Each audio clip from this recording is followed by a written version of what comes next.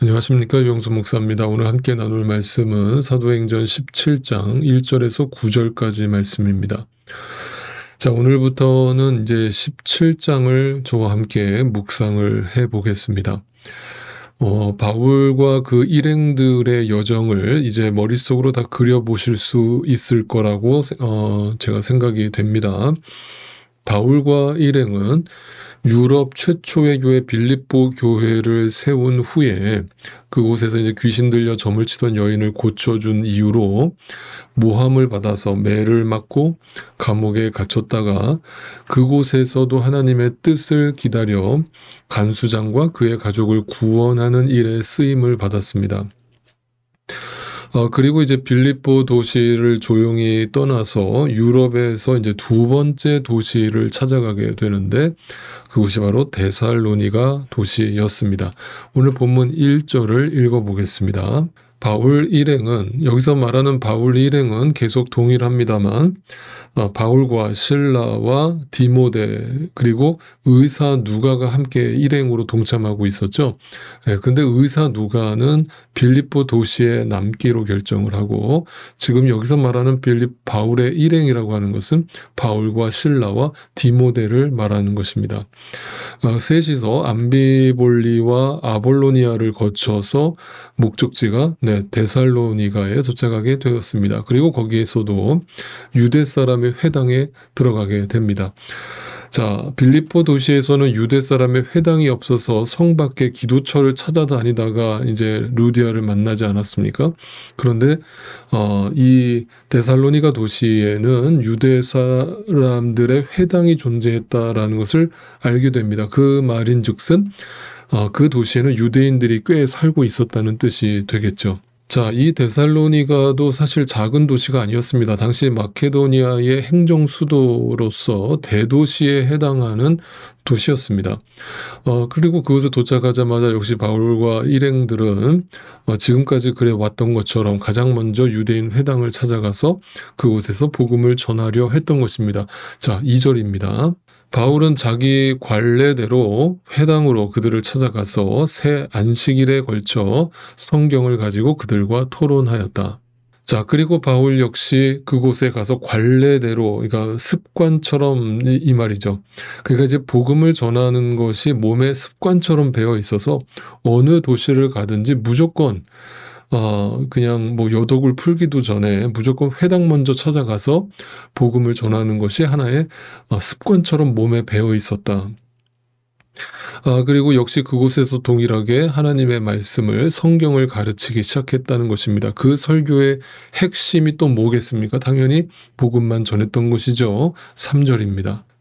바울은 그리스도께서 반드시 고난을 당하시고 죽은 사람들 가운데서 살아나셔야 한다는 것을 해석하고 증명하면서 내가 여러분에게 전하고 있는 예수가 바로 그 그리스도이십니다 하고 말하였다. 먼저 복음을 전하고 있는 이 바울의 그 복음을 전하고 있는 그 관점을 여러분 잘 이해하셔야 됩니다. 사도 바울은 그 복음을 전하는데 왜 예수 그리스도가 이 땅에 오셔서 십자가에 죽으셔야 했는지를 성경을 펴놓고 해석을 했다는 겁니다. 왜 죽어야 하느냐? 인간에게 답이 없기 때문이다. 인간이라는 존재는 다 죄인이기 때문이다.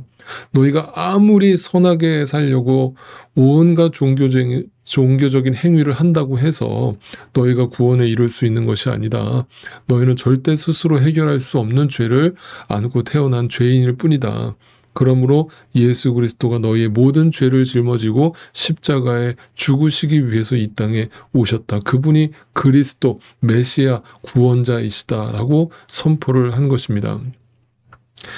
이 바울의 사역을 가만히 묵상하다 보면 정말 단순하다는 것을 발견하게 되는데 뭐가 단순하냐면 바울은 정말 예수 그리스도를 빼면 시체인 사람같이 살았습니다. 말 그대로 사나 죽으나 오직 예수 그리스도만을 증거하는 삶을 사는 이 바울의 삶이죠. 이 바울의 삶을 묵상하다 보면 저절로 우리 마음속에 큰 감동과 은혜가 넘치지 않을 수가 없는 것이죠. 매를 맞든지 감옥에 갇히든지 모함을 받든지 돌팔매질을 당하든지 어떤 상황 속에서도 기회만 되면 오직 예수 그리스도. 그냥 누가 와서 툭 건들기만 하면 오직 예수 그리스도. 네. 그것이 몸에 완전히 배어 있는 사람이었어요. 그래서 그 예수 그리스도만을 전하는 이 바울의 모습을 통해서 우리에게 큰 울림과 은혜가 되는 것은 바로 이것이 크리스찬의 모습이라는 것을, 이것이 증인된 자의 모습이라는 것을 말해주는 거예요. 어떤 분들은 교회를 오래 다녔다고 하는데 가까이 가면은 예수의 향기가 안 나는 거예요. 예수 향기가 안 나고 온갖 그냥 세상 사람하고 똑같은 모습으로 살아가거나 또 그런 말과 언행을 보여주는 모습을 볼 때 마음이 아프잖아요. 그런데 크리스찬은 그냥 뭐 예수 믿는 어떤 거룩한 포장을 하라는 뜻이 아니라 그냥 그 안의 중심에, 마음의 중심에 가치관이 예수 그리스도 때문에 내가 여기까지 살았고, 예수 그리스도 때문에 내가 지금 살고 있고, 예수 그리스도 때문에 내가 죽어서도 복을 얻습니다라고 그 믿음 가운데 살아가는 자는 다를 수밖에 없는 것이죠. 여러분 한번 좀 솔직해지기를 원합니다. 여러분 얼마든지 입으로는 예수를 전할 수 있습니다. 설교도 유창하게 할 수 있습니다. 그런데 진짜 그 사람과 만나서 5분만 대화를 해보면 금방 탄로가 납니다. 왜냐하면 제가 늘 말씀드리는 거, 여러분 믿음은요 추상적이지 않습니다. 믿음은요 눈에 보입니다. 그 사람이 무엇을 믿고 어디까지 그 예수를 알고 하나님을 알고 그 하나님을 따르고 쫓고 있는지가 그의 모든 언행에서, 그의 얼굴 표정에서 다 드러납니다. 네, 이것은 숨길 수 있는 부분이 아닌 것이죠. 이것이 바로 우리 안에서 나도 모르게 만들어지는 열매일 뿐이지, 이것이 또 오해하지 마세요. 우리가 무슨 거룩한 자가 되어간다는 뜻이 아니라 내 안에 보배가 보인다는 뜻입니다. 보배가 되는 것이 내 질그릇 자체가 금그릇으로 바뀐다는 뜻이 절대 아닙니다. 그래서 그런 사람들을 만나면 그냥 뭐 5분이 아니라 하루 종일 대화를 해도 기쁜 것이고, 그렇지 않은 정말 세속적 가치관을 여전히 가지고 살아가는 사람과 마주하고 대화를 하면 1시간만 대화를 해도 피곤한 것이죠. 네, 오늘 우리 자신을 또 돌아보면서 우리 안에 이 바울과 같은 단순한 삶의 패턴, 오직 예수 그리스도만이 내 안에 가득해서 그 예수 그리스도만을 증거하기 위해서 살아가는 저와 여러분의 삶이 되기를 간절히 소망합니다. 또한 여기서 우리가 깨닫게 되는 것은 3절을 다시 한 번만 읽어보겠습니다. 그는 그리스도께서 반드시 고난을 당하시고 죽은 사람들 가운데서 살아나셔야 한다는 것을 해석하고 증명하면서 내가 여러분에게 전하고 있는 예수가 바로 그 그리스도이십니다라고 말하였다. 여러분 여기서 말하는 성경은 어떤 책입니까? 구약을 의미하죠. 왜냐하면 이 시대는 아직까지 신약 성경이 쓰여지지 않았기 때문입니다.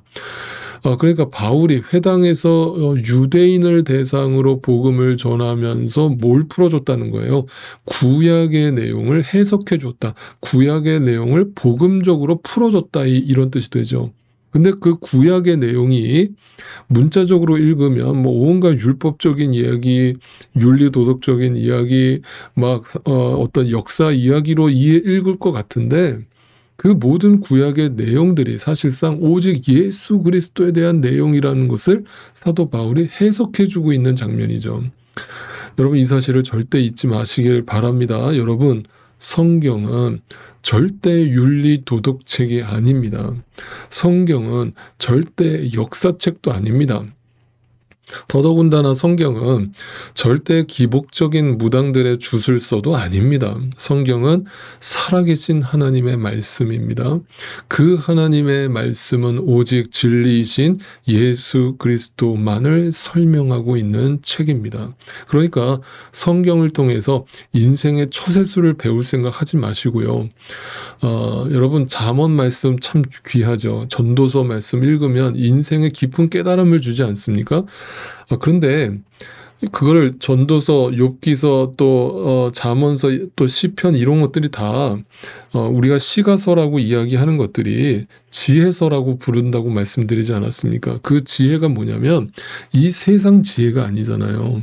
네, 결국 여호와 하나님을 알아야 한다라는 이야기를 하고 있는 책이지 네, 단지 우리에게 어떤 교훈을 들려주는 책이 결코 아니라는 것을 절대 문자적으로 읽지 않게 되시기를 바랍니다. 네, 성경은 오직 예수 그리스도만을 전하는 책입니다. 여러분, 그래서 성경을 읽을 때마다 우리는 항상 두 가지만 발견하면 되는 겁니다. 첫째는 나는 누구인가에 대한 질문에 대한 답을 얻는 것입니다. 두 번째는 예수 그리스도는 누구신가에 대한 질문에 대한 답을 얻는 책이 바로 성경입니다.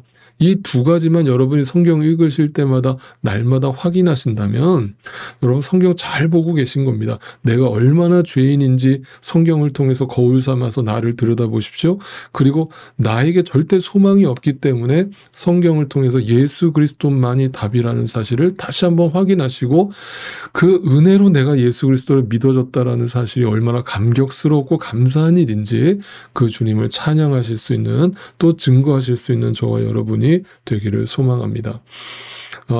그것이 이제 구속사의 관점으로 성경을 읽는 것이겠죠. 자, 그렇다면 여기서 또다시 신앙생활의 본질이 무엇인지 재확인하시면 좋겠습니다. 우선 4절을 또 읽어보겠습니다. 그들 가운데 몇몇 사람이 승복하여 바울과 실라를 따르고 또 많은 경건한 그리스 사람들과 적지 않은 귀부인들이 그렇게 하였다. 자, 데살로니가에서 복음을 전했더니 나름대로 그 가운데서도 열매가 있었다는 이야기를 전해주고 있죠. 여러분, 그런데 이 모습을 좀 우리가 또 머릿속으로 상상을 해볼 필요가 있습니다. 지금 바울과 실라의 모습이, 외적인 모습이 어떤 모습이었을 것이라고 여러분 상상이 되십니까? 왜냐하면 지금 시간적으로 우리가 쭉 이것을 따라가고 있지 않습니까? 바로 전날 밤에 하루 종 밤새도록 감옥에서 지내다가 또 그 날이 새자마자 이제 그 감옥에서 풀려나서 그 빌립보 교인들을 만나고 격려하고 위로하고 그 다음에 곧바로 길을 떠났단 말이에요. 그리고 불과 한 70km 떨어져 있는 이 데살로니가 도시에 도착한 거예요. 그리고 그 전날 밤에는 하루 종일 매를 두들겨 맞고 투옥이 되었던 바울과 실라였습니다. 여러분, 그 모습이 어떤 모습일지 한번 상상해 보세요. 성한 데가 있었겠습니까? 한마디로 그냥 거지꼴을 하고 거지도 이런 거지가 없죠. 완전히 상거지의 모습을 하고 앉아 있었지 않았겠습니까? 만약 그런 모습으로 회당에 들어가서 거기에 있는, 여러분 그 가끔 영화나 드라마 같은 데 보시죠? 당시 로마 사람들이 얼마나 깨끗하게 옷을 입고 화려하게 옷을 입고 다녔는지. 그 이방인들과 또 성경에 오늘 여기 누구도 나옵니까? 많은 귀부인들이 있었대요. 귀족들입니다. 얼마나 옷을 삐까번쩍하게 입었겠습니까? 그런 사람들 앞에서 거지 행세를 하고 온갖 상처투성이에 몰골을 하고 앞에 서서 예수 그리스도가 답입니다. 예수 그리스도가 진리입니다. 라고 복음을 전하고 있는 그 바울과 실라의 모습이 외적으로만 보고 만약에 판단을 했다면 얼마나 웃긴 장면입니까? 얼마나 우습게 보이는 장면입니까? 무슨 생각을 하겠습니까? 야, 너희가 믿는 하나님은 도대체 너희를 그 상태로 내버려 두시냐? 그게 진짜 신이 맞냐? 라면서 비아냥거릴 수도 있는 모습을 하고 복음을 전하고 있는 거예요. 그러니까 너나 잘해 이런 소리가 나올 만한 그런 상황이란 말이에요. 그런데 놀라운 일이 벌어집니다. 외적으로는 전혀 흠모할 만한 모습이 없는 바울과 실라가 전하는 그 복음을 듣고 거기에 세상적으로 남부러울 것 없이 살아가던 당시 로마 제국의 영광과 영예를 다 누리고 있던 그 이방인들과 또 귀족들이 그 바울이 전하는 복음을 귀 기울여 듣더라는 것입니다. 그리고 실제로 그 예수 그리스도를 믿음으로 영접하는 일이 벌어졌다는 거예요. 그렇다면 여러분, 여기서 중요한 답을 얻게 되는 거예요. 이 일을 누가 하신 거예요? 역시 하나님이 하신 거예요. 바울이 언변이 뛰어나서 또 외모가 출중해서 사람들을 설득해서 복음을 전한 게 아니죠. 외모적으로 볼품도 없고 볼품 없는 정도가 아니라 초라하기 그지없는 삶을 살아가고 있는 그 바울과 실라가 나에게 있는 것을 전하는데 나의 겉모습은 보잘것없지만 나는 질그릇이지만 내 안에 있는 그 보배를 기쁨으로 전할 때 그 보배 대신 그 주님이 그 영혼들의 마음의 문을 열고 들어가 그 속에 하나님의 생명을 허락한 사건인 것이죠. 오늘날 안타까운 것은 많은 경우 오늘 현대교회가 너무나 화려하고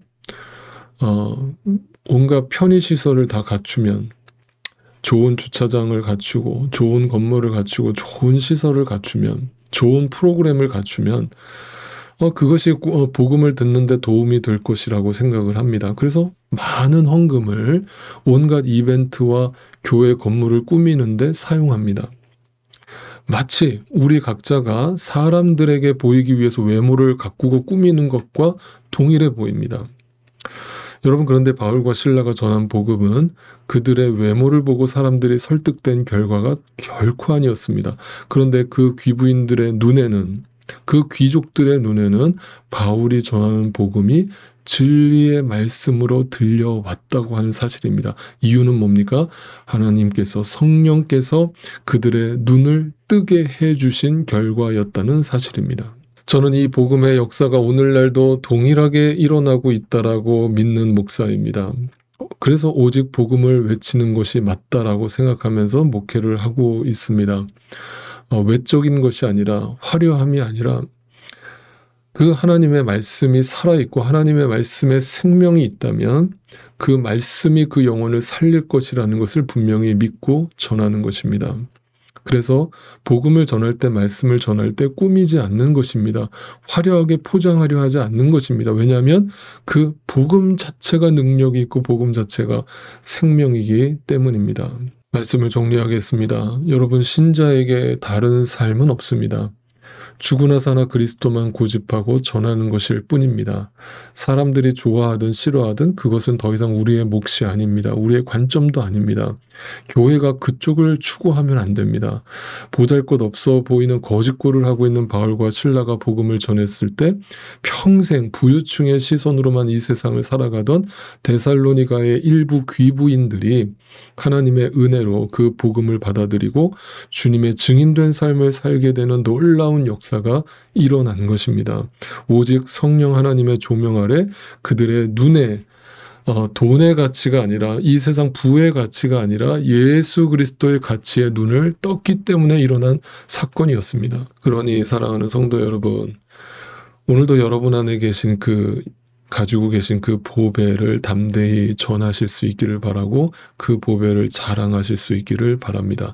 누구를 만나든 누구와 대화하든 여러분 안에서 건들기만 하면 예수의 향기, 예수 그리스도의 복음만 드러나시기를 간절히 소망합니다.